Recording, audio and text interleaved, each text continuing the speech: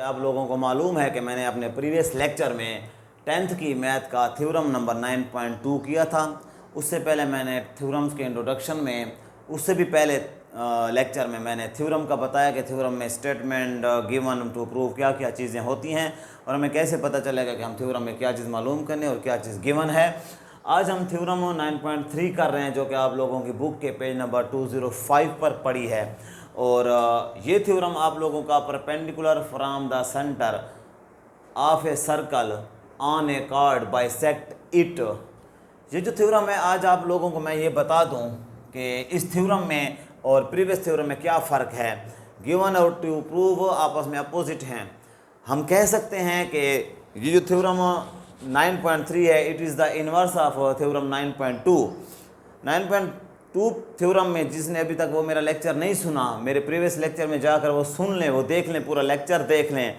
उसमें ये कार्ड पहले दिया होता है कि कार्ड बाइसेक्ट करता है। मीन्स बाइसेक्ट मीन मैंने यहाँ पर आप लोगों के लिए लिखा कि हाफ करना, आधा कर देना। तो ये कार्ड है, ए बी कार्ड है, इस सर्कल का ए बी कार्ड है और ओ से लेकर एन तक ये परपेंडिकुलर गिर रहा है। ओ से ए तक, ओ से बी तक हमने बाद में काम करना है, ये हमारे पास कंस्ट्रक्शन में आएंगे। चलो ये वहीं पर मैं आप लोगों को बता दूंगा। तो माय डियर स्टूडेंट्स, अब हम स्टार्ट कर रहे हैं अपना आज का थ्योरम, प्रीवियस थ्योरम को सीखने या पढ़ने के बाद।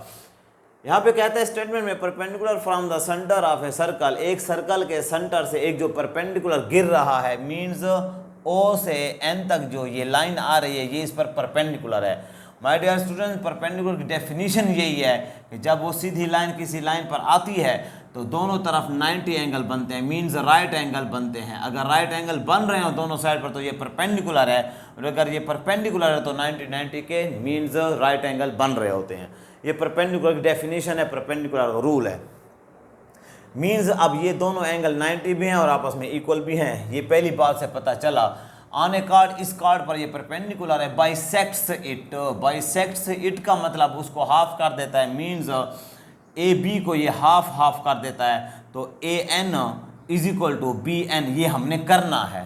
जो दूसरी बात है वो हमारा टू प्रूव है, और जो पहली फर्स्ट स्टेटमेंट होती है, always first statement is given and second या last statement is always to prove होता है हमारा। तो थ्योरम हमारा सिंपल सा हो गया कि एक सर्कल है, उसमें एक ये परपेंडिकुलर है ओ एन, इस ए बी पर ए और ए को एन, ए एन और बी एन को हमने आपस में कांग्रेंट करना है। स्टार्ट करते हैं गिवन से, a circle with centre O, या a centre with at centre O, या ए सेंटर ओ। एक सर्कल है जिसका सेंटर ओ है, दैट इज, अब जो गिवन बात है वो ये है कि O N perpendicular to O N perpendicular है ए बी पर। टू प्रूव में हमने करना है कि A N is equal to B N, ये ए एन बी एन आपस में हाफ हो गए, ये ए बी हाफ हो गया तो ए एन बी एन के बराबर हमने करना है। ये हमारा टू प्रूव है। कंस्ट्रक्शन में हम जिस तरह हमने फर्स्ट इससे पहले वाले थ्योरम में किया उसी तरह यहाँ पर भी करेंगे। Join O to A and join O to B अलग अलग लिखें, या join O to A and B लिखें, एक ही बात है। जो हम कंस्ट्रक्शन करते हैं ये डॉटेड लाइन से होती हैं, जगह छोड़ कर आप मिसिंग लाइन बनाएंगे। डॉटेड लाइन इस तरह फुट रख कर आप लोग बनाएंगे। तो डॉटेड लाइन से आप लोगों का क्या आ गया, ओ को हमने ए से ज्वाइन कर दिया और ओ को बी से ज्वाइन कर दिया, जिसकी वजह से ये और ये भी आपस में इक्वल होंगे। वजह ये स्टेम मैंने लगा दी, इस पर दो लाइनें, इस पर दो लाइनें के निशान लग गए आपस में इक्वल।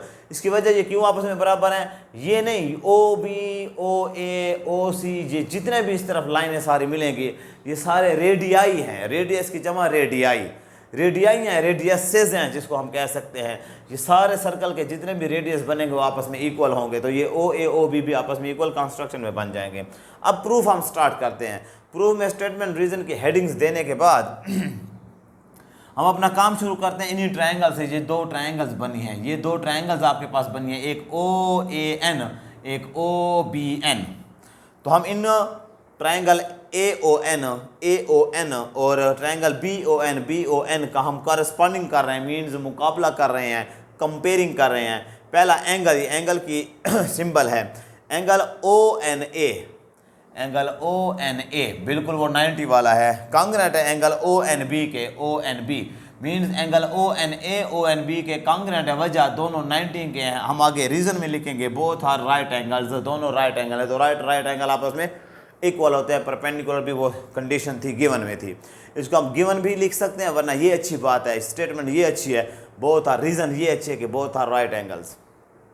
उसके बाद O A is equal to O B, O A is equal to O B, ये भी आपस में इक्वल है। वजह radii of the same circle, radii of the same circle, एक ही सर्कल के दो रेडियसेस हैं। O N is equal to O N, ये दोनों में कॉमन लाइन है, ये दोनों में कॉमन साइड है, ये दोनों में कॉमन दीवार है, दोनों में एक ही दीवार, तो ये दोनों में है, इसलिए उसकी भी है उसकी भी है तो कॉमन हो गया। तीन चीज़ें बराबर होगी, जब भी आपकी तीन चीज़ें बराबर हो जाएं तो वो ट्राइंगल्स ही आपस में कॉन्ग्रुएंट होती हैं। Thus triangle A O N, triangle A O N congruent होगी ट्राइंगल बी ओ एन के, बी ओ एन के कॉन्ग्रुएंट हो गई। वजह क्या है, एंगल साइड साइड, एक एंगल है दो साइड है, angle side side congruent to angle side side postulate है, इसके मुताबिक ये आपस में कॉन्ग्रुएंट हो गए। अब ट्राइंगल्स कॉन्ग्रुएंट होंगे तो हम अपने मतलब की चीज़ उठा लेंगे, वो क्या है, hence A N is equal to B N, यानी कि वो हम उसी ट्रायंगल की एक साइड ये और एक साइड उठा लिए, आपस में कॉन्ग्रुएंट हो गई, आपस में ये साइड ऐसे अगर हम पलट कर काट के रखें ऊपर तो एंगल बी एंगल ए के ऊपर आएगा और ये साइड इसके ऊपर आएगी। जिस तरह मैं पहले आप लोगों को बता चुका कि जब दो चीज़ों के दो हाथों का हम आपस में कंपैरिजन करें, कॉरस्पॉन्डिंग करें, तो ये फिंगर आर और ये थंब, तो अगर थंबों को हम बराबर करेंगे, these are thumbs are equal, तो रीज़न में हम लिखेंगे corresponding thumbs of congruent hands, बराबर हाथों के कॉरस्पॉन्डिंग। तो यहाँ पर क्या है, ये साइड हैं चौके, तो हम लिखेंगे corresponding sides of congruent triangles, पूरी मैंने स्पेल के साथ लिखा। आप इस कॉन्ग्रुएंट को इस तरह लिख सकते हैं, ट्रायंगल्स को इस तरह लिख सकते हैं शॉर्ट में, अगर वक्त आपके पास कम हो। तो ये थ्योरम आप लोगों का प्रूफ हुआ। अगर हम सारी शक्ल से दोबारा रिवाइज करें तो वो कह रहा है कि परपेंडिकुलर है, एक जो सर्कल के ऊपर लाइन आ रही है वो कार्ड पर परपेंडिकुलर है, तो कार्ड को वो बाइसेक्ट कर देगी। हम एक सर्कल बनाएंगे, सेंटर ओ होगा, एक हम ए बी लाइन बनाएंगे, उसके ऊपर ओ एन परपेंडिकुलर लेंगे, इतना का वो 90 एंगल लिख लेंगे। फिर हम गिवन में लिखेंगे कि O N perpendicular to A B, फिर हम टू प्रूव में लिखेंगे A N is equal to B N, फिर हम कंस्ट्रक्शन में लिखेंगे ओ को हम ए से और बी से ज्वाइन कर दिया, फिर हम स्टेटमेंट रीजन में लिखेंगे कि ओ ए एन या A O N B O N का आपस में कंपैरिजन, उसमें पहला angle O N A, angle को हम तीन नाम देंगे, एंगल 1 2 कहते हैं तो फिर तो ईजी हो जाएगा। अगर हम ऐसे लिखें ओ एन बी आपस में कॉन्ग्रुएंट, परपेंडिकुलर की वजह से दोनों 90s के हैं, O A is equal to O B, radii of the circle O N is equal to N, same हो गया। ट्रायंगल्स इक्वल तो आप ए एन और बी एन आपस में उठा लेंगे।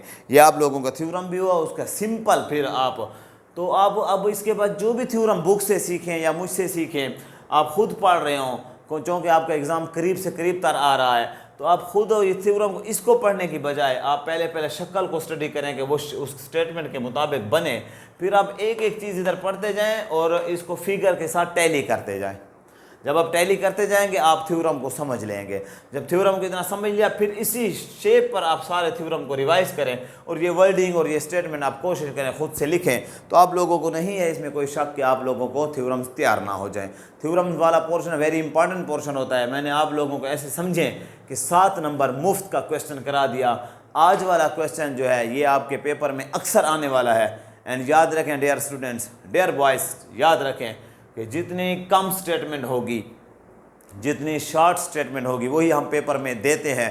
बिकॉज लेंथी स्टेटमेंट से हम इग्नोर करते हैं क्योंकि 2-3 लाइनों पर आती है। जो भी थ्योरम की स्टेटमेंट आप लोगों की बुक पर 1 लाइन में है उनको तैयार करें, या 1.5 लाइन में, ज़्यादा से ज़्यादा इतने तक आती है, दूसरी लाइन पर थोड़ा सा, या 1.5 लाइन में। जो थ्योरम 3 लाइनों पर है वो थ्योरम हम पेपर में नहीं देते। उसकी वजह यह कि इतने जगह नहीं होते पेपर में, तो शॉर्ट वर्डिंग में शॉर्ट स्टेटमेंट वाला थ्योरम ही पेपर में आता है। खुश रहें, आबाद रहें, सलामत रहें। मेरे चैनल को सब्सक्राइब करें और मेरे चैनल के लिंक को दूसरों के साथ शेयर करें ताकि ज़्यादा से ज़्यादा स्टूडेंट मेरे ग्रुप में आ जाएं। अस्सलाम वालेकुम रहमतुल्लाहि व बरकातहू।